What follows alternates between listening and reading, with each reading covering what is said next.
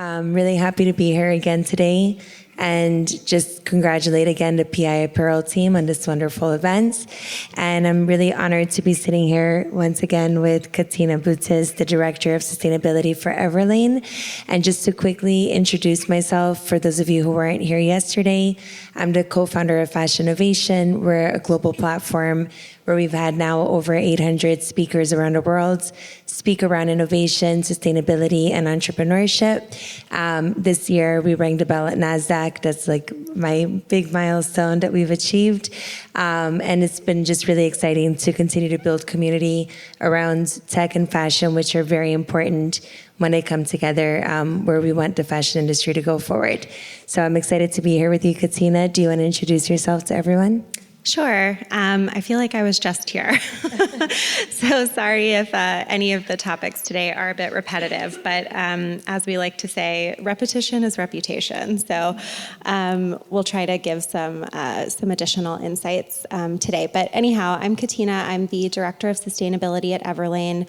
Everlane is a direct-to-consumer brand that is really built on a foundation of transparency, and over the years we have evolved our mission around transparency to be much more comprehensive around a very wide set of sustainability initiatives. So as the sustainability lead at Everlane, I work within the supply chain function. I report to our Chief Supply Chain Officer, which I think is a really critical place to be, because whenever we analyze and assess where our greatest impacts lie, supply chain is where they're happening. So it's a really good place to be able to build cross-functional partnerships and really influence a lot of change throughout the company. But my team is responsible for both our social impact and environmental responsibility initiatives. So we cover a very wide range of everything from our social impact audits of our factories and our mills to greenhouse gas accounting to a lot of certifications, just pretty much everything that falls under the umbrella of sustainability. And we really use the ideals of transparency and traceability as a foundation to kind of support that work and hold ourselves accountable. So excited to chat more about this. Yeah, me too. So first, traceability and transparency. On this topic, I was, going through the Everlane website a few days ago, and I really noticed a lot of emphasis on this area for you guys. And what I really loved is that it's very transparent to the consumers also, if they want to kind of browse through and understand what that means. So what are the first steps that you feel for brands that want to have the same ethos that you guys do on your e-commerce platform and toward traceability and transparency? When overwhelmed, thinking it's too big of a task, what would you say to brands to start this process? A lot. I think, maybe it would be helpful to kind of contextualize how Everlane has evolved within the transparency space. We were founded in 2011 as a new company, a direct-to-consumer brand, during a time when that was a fairly novel concept. And we launched with pricing transparency. That was sort of our big disruptive angle. We were going to give the full cost breakdown of every product. Well, first it was a t-shirt, but as we grew, and still to this day, we maintain pricing transparency on every PDP. So we give the breakdown of how much our materials cost, how much does transit cost, cut-sew labor costs, duties, sort of a kind of a very simplistic breakdown of all of the costs that go into making our garments plus our markup. So that's sort of how transparency started at Everlane, was really a play to the consumer, or a promise to the consumer that we're not going to try to take advantage of you. We want to show you exactly what goes into making our garments and exactly what you are going to pay, and sort of support us as a company doing this. That was in 2011, and then in 2013, the Rana Plaza factory collapse occurred, which was sort of a very big wake-up call, I think, to a lot of brands in the industry and also a lot of consumers at the time. So in the wake of that really horrible disaster, we sort of shifted our transparency message to be more focused on supplier transparency. And this is something that still continues to this day as well. We do have, as our company has grown and scaled, we have many more suppliers than we did back in 2013. But at the time, we started with really beautiful sort of editorials of our factory base. So really showing where our products are made, why we think it's important, why we choose to partner with these facilities, and giving a lot of really cool background information about the factories as well. So today we have sort of evolved again. As I mentioned, we are much more focused on a pretty wide variety of sustainability metrics, both social and environmental. And so a lot of our transparency efforts are sort of built around both of those spheres. But we still stay true to what the sort of original intent of the brand was. So we use a lot of tools to kind of help us establish or help support us on this transparency mission. So doing everything from like contributing to Open Supply Hub, which I think is a very kind of simple entryway point into being a more transparent company. If somebody is looking to be more transparent in that way, that's definitely something I would recommend. Same thing with a commitment called the Transparency Pledge, which has done a lot of good work in sort of bringing brands together around a common set of metrics. This is more on the social side, but they're increasingly expanding more, sort of setting standards for what is important for brands to be transparent about as far as their vendor base is concerned. But we've done other things in the meantime. Something that is very important from an internal perspective, which isn't necessarily something we have been talking about externally, is pay transparency. So we recently launched, and this has nothing to do with my team, this is actually our people and sort of our HR function, but we have pay transparency across our entire internal organization. So people can sort of see where they are within their growth trajectory at the company. And this is all just to say we sort of are taking a very wide glance at transparency and what it means to us as a company. And I think I should also mention that we're now publishing an impact report. So in 2022, we published our very first comprehensive impact report on all of our impacts across our operations and value chain. And we continue to do so this day. We've committed to an annual impact report. Our most recent one was published in April of this year, and it's something that we're very proud of. We get a lot of space and a lot of time as a sustainability team to really go in depth on a lot of these areas of opportunity and also areas of challenges. So we really see transparency as being a really great method to talk about our wins and talk about our goals, but also tell you where we're having challenges and being very upfront and open about that. So I think your question was, what should brands do? Sorry. So I mentioned Open Supply Hub and Transparency Pledge. I think those are both really great assets that you can sort of access. I think the other things I would say, which feel very typical, and if anybody has a sustainability bingo card that they're working off of, things that we like to repeat all the time are progress over perfection and continuous improvement. So these are things that our team is constantly sharing with each other and also with our cross-functional team members. We are up against a lot of challenges in the industry, and as a brand that's sort of in the small to medium size sphere that we're in, we don't often have huge budgets. We have to really have both a top-down approach as well as a grassroots led initiative across a ton of different impacts within our supply chain in particular. So whenever we are thinking about how to start, where to start, what to say, what to do, we're always trying to contextualize it within how can we continuously improve on our own impacts, and how can we prioritize the progress point rather than striving. We're always striving for perfection, obviously, but I think if anybody is working in this space, you know that that's very difficult to achieve. So always prioritizing the progress. I love that. Progress instead of perfection. That's really good. And I think that it makes a lot of sense with just every step counts. And thank you so much for sharing all of that. Really, really cool. So being that we're here with, there's a lot of technologies and innovation, I'd love to know if you could share with us a few of the innovations and technologies that have been pivotal adoptions in the process toward transparency at Everlane. Yeah, so we think about innovations and technology in a couple of different buckets. I think one of the most important things that we've been able to adopt in different ways are material innovations and material technology platforms. So I mentioned a couple of them yesterday, but I'll mention them again. Fiber Trace is a really great one that we're using for a couple of really special farm to product as a traceability tool to be able to trace and track across the entire value chain exactly where our materials are headed and how they're getting there and what they're doing when they're there.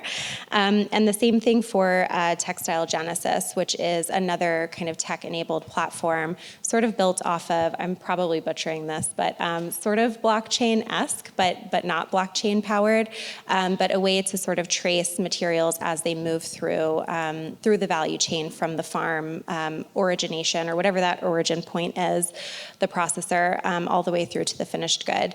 So we're using those most closely right now from a materials perspective, but there's also a ton of innovations and technologies that we're using from sort of like a process standpoint as well. And that's both to be able to measure our impacts better, but also be able to improve on our impacts at the same time. So we use a number of tools like the HIG FEM, I think is a really good example. This is a facility level reporting tool, essentially, that enables us to have greater transparency with our suppliers and get primary data, which is really critical to understanding what's happening at our facilities and where we can benchmark them across our other factories that we're working within and provide progress points for them to move forward. And same thing for many of the other platforms that we're using. We use an organization or a company called Watershed to perform our greenhouse gas accounting on an annual basis and really help us understand what our product level and process level and also supply chain level impacts we're having. So the greater sort of like the data set, especially in primary data that we're able to achieve, I think the better informed we are about where our hotspots are happening and how we can move forward. But always sort of in the spirit of transparency. I think a lot of times we think about transparency as being customer facing and not as much supplier facing. And we really try to, I think, extend it both ways. Amazing. Thank you so much for sharing all of that. In terms of sustainability, I feel like when I think of sustainability, I automatically get drawn to like the people aspect of it. And you spoke a little bit about the transparency when it comes to people throughout supply chain. But for you guys at Everlane, how big of a role does human rights and fair labor play within your definition of sustainability? And how do you ensure diversity, equality, inclusion throughout the supply chain? Yeah, it's a really big point for us.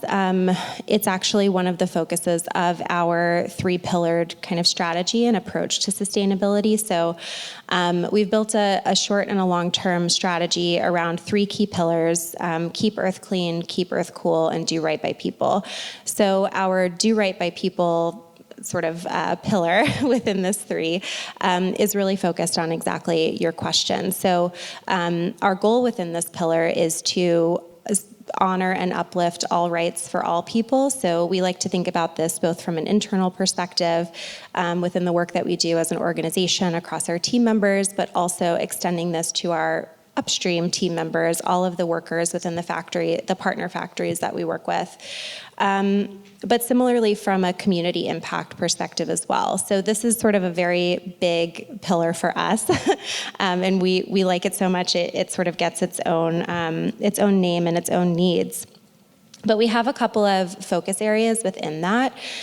First is fair wages. So I mentioned the pay transparency that we've done as an internal organization. We've also done a lot of work to benchmark different types of wages, salaries and benefits and growth opportunities as an internal team. And I'm very excited to say, again, I cannot take credit for this. This is more of our HR and our people teams, but we have achieved 100% living wages across all of our internal team members, which I think is really important. A kind of milestone to talk about, but it's also something that we're really working towards within our upstream supplier base too.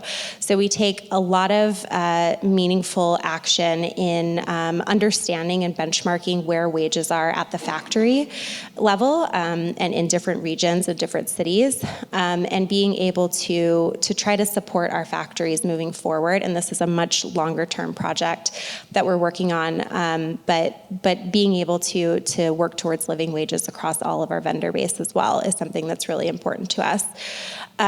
Similarly, gender equality, I think, is another important topic. We are a brand of primarily women, but whenever we also benchmark our factory base, it's over 70% women in the workforce that we're working within. So again, benchmarking, not just having those data and that numbers, which I think is really insightful, but how do we move more women from just being sort of entry-level floor workers in the factory to being in managerial positions, and supporting them through different skills opportunities as well as wage opportunities. So we're focusing in a few different areas, but yeah, it's a really important one, and it's one that we don't like to separate away from the conversation and sustainability. I love that, and congrats on that. That's really cool. So organic cotton, I know it's something that you utilize in your collections, and I know you spoke about the materials and material innovation, but is there a certain material that you've seen or heard about recently that's coming out that you're excited about? Or talk us a little bit. So for anybody who is really interested in our material makeup, we go through a lot in a huge amount of depth in our impact reports on our material uptake by volume, our transitions to preferred raw materials, how we're thinking about that from a range of different perspectives. So I really encourage everyone, humble shout out, I guess not so humble shout out, to our impact report if people want to really dig into sort of what we're doing and what our approach is. But to answer your question specifically, I think what's really exciting right now are a lot of the textile to textile recycling initiatives that are coming up. There are a few that have launched in pilot phase. There are some that are pretty operational at this point and sort of are ready to be taken up by brands, and I'm really excited for that because, of course, we are all well aware of the waste issues that we have as an industry, and the pressures that that's putting on a lot of different places in the world. So I'm really excited about those. At the same time, I think I can highlight two innovations that we have brought to market this year. One of them, or actually I think both of them are new to us, not necessarily new to the industry, but through the different analyses that we do to identify opportunities for innovative materials, we found two that we brought to market this year, and one of them is ZQRX. So this is a regenerative wool supplier out of New Zealand. On our website, if you search good merino or good wool, those products will come up, so you can actually see what they look like and some in the ways that we're speaking about them today.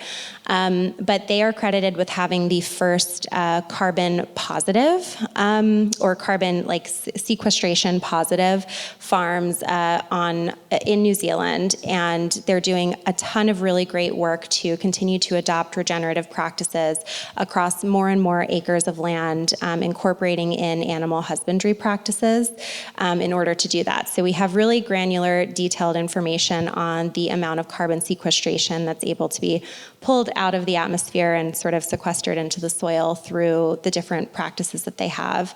So we're really proud of that project, and we're really looking forward to continuing a relationship with them. The other one is a product that we launched earlier this year, and this is our, Treadbear sneaker. I almost forgot the name.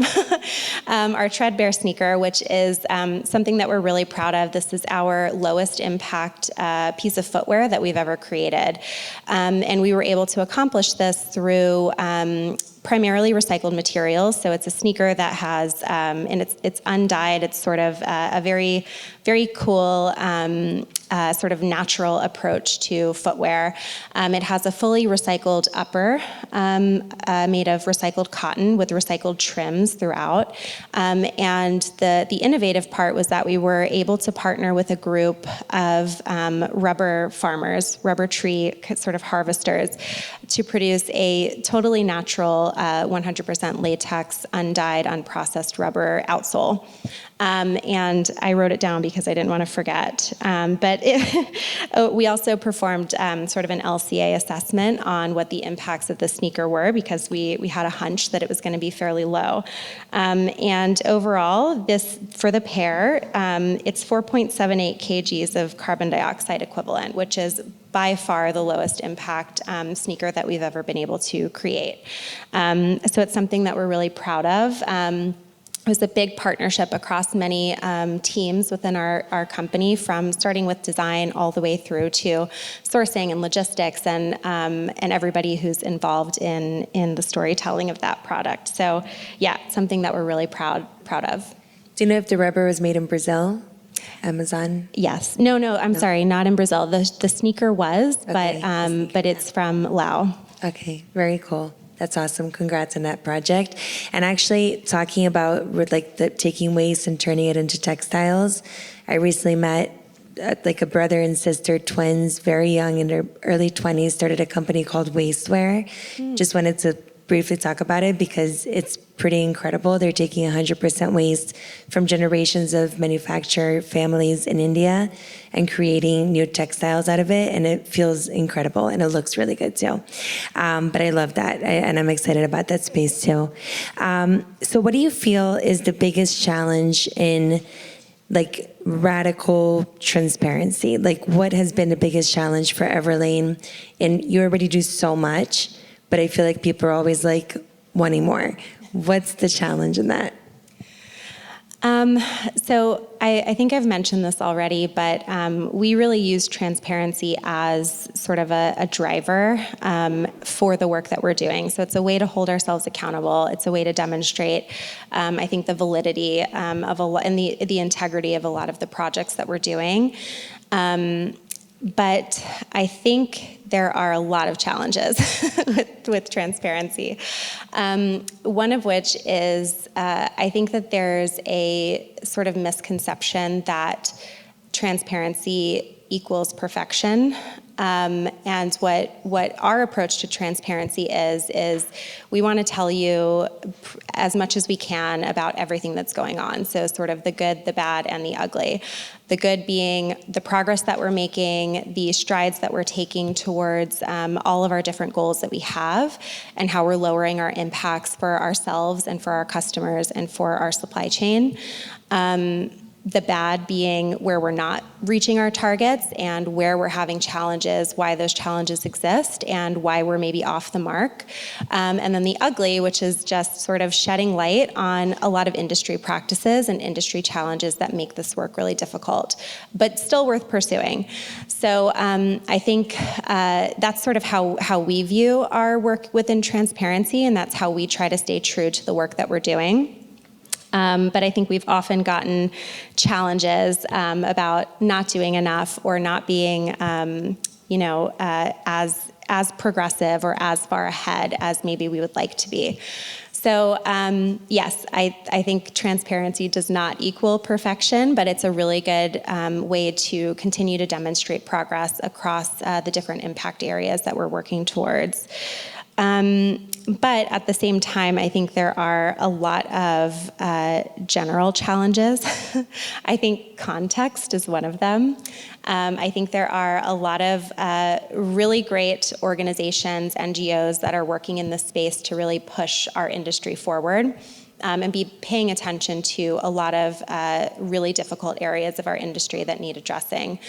But it is really difficult to publish data for data's sake. I think we do not want to be sort of a platform where we are just dumping a lot of numbers and a lot of information that is not contextualized within the work that we're trying to do and accomplish. And it also doesn't really serve people like our upstream suppliers. So we're always trying to, with any piece of information that we put out and talk about, we try to contextualize it within the needs of our company, what we're trying to do, and also within the industry. So I think that continues to be a challenge because, it's a very complicated industry and not everybody understands what it is that we're doing. I think that there's also a sort of bigger challenge with having good data and credible data. So we're definitely moving in a direction of having more robust data and information and a lot more primary data coming from our suppliers and our supply chain. But it's still a challenge, and there's a lot of invested time and money and effort that goes into continuously improving that part of our operation. And yeah, definitely a place of continued growth, both for us but also for the wider industry. And then I think also just general tech challenges. It might seem really simple, but some of these tech platforms that we have onboarded and others that we've vetted and explored and unfortunately can't onboard this time can be really technically challenging, especially for a company of our size, both in terms of the management and the upstart, but also in terms of the cost. So there's sort of that side, which I think is still developing and something that we're watching really closely. And then on the other side, there's just the realities of everyday work and prioritization. So we have a very good engineering team. We love to partner with them. They're so clever, they're so great, but sometimes we just do not have the capacity to add additional details to our PDP as much as we might want to and like to and feel like this is a good move for us. It can be technically challenging. It can also be vying for really important critical engineering resources that won't necessarily be driving revenue, but that is really important to continue forward. So we're constantly having these challenges and struggles from the external sort of implementation of new platforms, new technologies, but also just the regular internal sort of vying for resources all the time of what can we focus on now that's going to be really important and critical to us, and where can we make the most impact fastest. Amazing. And I have a curious question. You mentioned in the impact report, you put your wins and your challenges. Do you ever have people from the industry, when looking at your challenges, reach out and say, hey, I can help you with this. This is what I've done. Is that something that happens? Yeah, definitely. And that's something that I think we're really very happy whenever it does happen. And that's why we come to a lot of events and organizations like this, is because it's really great to be able to connect with other people who are having the same challenges. We know that our challenges are not unique to us. These are things that everybody else is experiencing. And the more we can talk to each other and sort of break down some of these barriers of competition or whatever we think it might be, the better off we're going to be. And I think it's so important because we're all working within the same network of shared supply chains, shared suppliers, shared materials. And the more we can sort of collaborate in that pre-competitive space earlier on, I think the further we're going to go. I love that message. That's great. I know I have 3 minutes. I don't know if there's Q&A or Q&A questions from the audience. If you want to, I could do 1 or 2.